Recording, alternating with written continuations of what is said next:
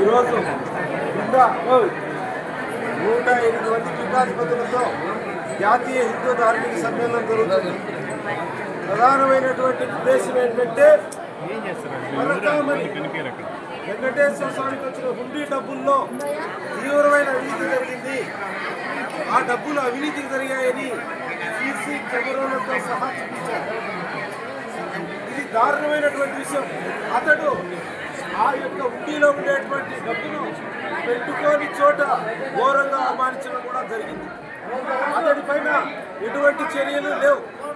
అదేవిధంగా ఎస్వి సతీష్ కుమార్ అని హత్య కావించబడ్డాడన్నాడు. కాబట్టి ఏదైతే పరకామణి హుండీలో హత్య కావించబడ్డాడో హత్య కావించబడి చట్టం తెలుసుకున్నాడు.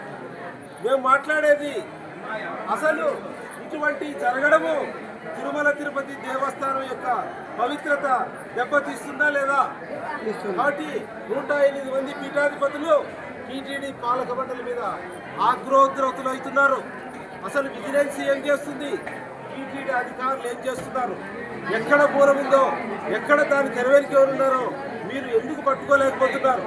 ఈరోజు దాని వెనుక ఒక రవికుమార్ చేయలేదు, ఇంకొకరు లేరు.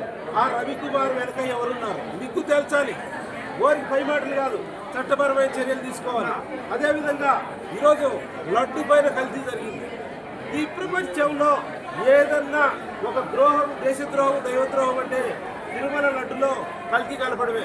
అసలు తిరుమలలో లడ్డు కల్తీ కలిపినాన్ని ఇప్పటికీ ఈ చట్టం ఈ దేశంలో ఏం చేస్తుందని మేము అడుగుతున్నాం. చట్టపరమైన చర్యలు తీసుకొని వారికి కఠినమైన శిక్షలు వేయాలన్నా వద్దా? దేశవ్యాప్తంగా లడ్డు కల్తీ విషయంలో తిన్న వాళ్ళందరూ కూడా చాలా చాలా చాలా బాధపడుతున్నారు.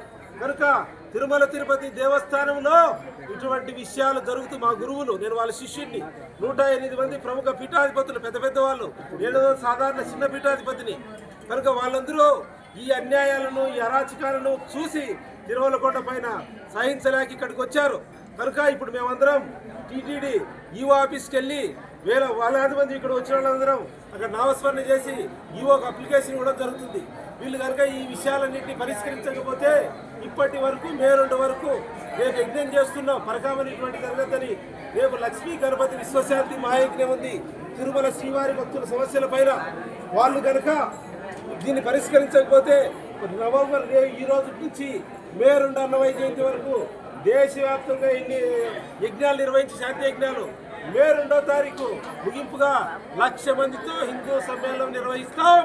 తిరుమల తిరుపతి దేవస్థానం యొక్క ప్రతిష్టను దిగదారితే కోట్లాది మంది హిందువులు చూస్తూ ఓరుకోరని హెచ్చరించారనే మాటలు పీఠాధిపతులుగా మేము మాట్లాడకూడదు.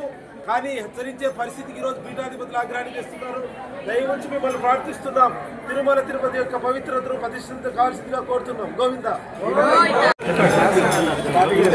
చెప్తాను. విజయాలు కానీ అన్నమయ్య పీఠం ఇన్విటేషన్ మీకు అందరికి ఫోన్ చేస్తాం.